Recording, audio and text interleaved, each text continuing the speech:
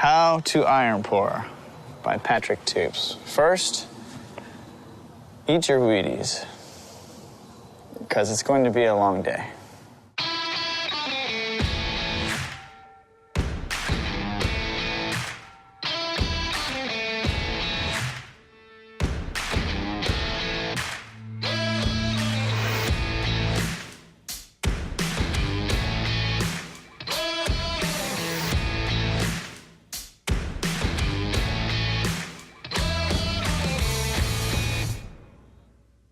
It's a simple process, actually. It just requires many steps. You get your iron, you weigh it out to specific charge ratios that you already have predetermined on the machine that you're running. You then get your fuel, a refined coal known as coke. You weigh it.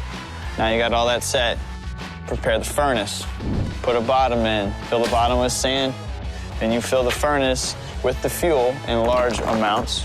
When you're ready to go, you load in a propane torch and you put fire on that fuel for an hour. Once the fuel's up to temperature, you can begin putting on the real air. So you get a blower and it pushes air into the machine and creates temperatures of up to 3,200 degrees. You then load in your material that's been sized, metal, fuel, metal. And at the bottom, there's a major hole that's opening. We call that the tap hole. I push in a piece of clay. The clay holds the material back. As the iron builds up, there's a secondary hole on the back. We call it the slag hole. All the impurities float on top of the molten iron. They come out the back. When we have molten iron, then come out the back, we know our well is full. We remove the piece of clay. The iron comes out. We catch it into a ladle that has been preheated so that it is hot in temperature, so that the metal going into it stays hot. We carry said hot metal to the molds and pour them.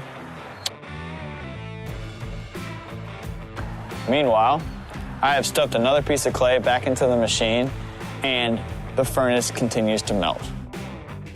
Rinse and repeat until you're finished. When it's all done, you take out the bottom of the door, so all the material on the inside comes out, because you want that to be clear and open for the next time you're going to run. The honest reason why we have kept going is the volunteer efforts. People who just want to be a part. We work real hard, but then on that Friday, everyone's a superstar. You know, they invite their friends, their family, their coworkers, and we've worked through the process. We're teaching them how to operate the furnace, and then when it's all said and done, a great feeling of accomplishment that just is irreplaceable by any other means. And I wouldn't keep going out there and do the same thing over and over if it weren't for the fact that these people want to learn. And I don't just give away the knowledge, you know. They have to be there to earn my respect that I want to give this to them.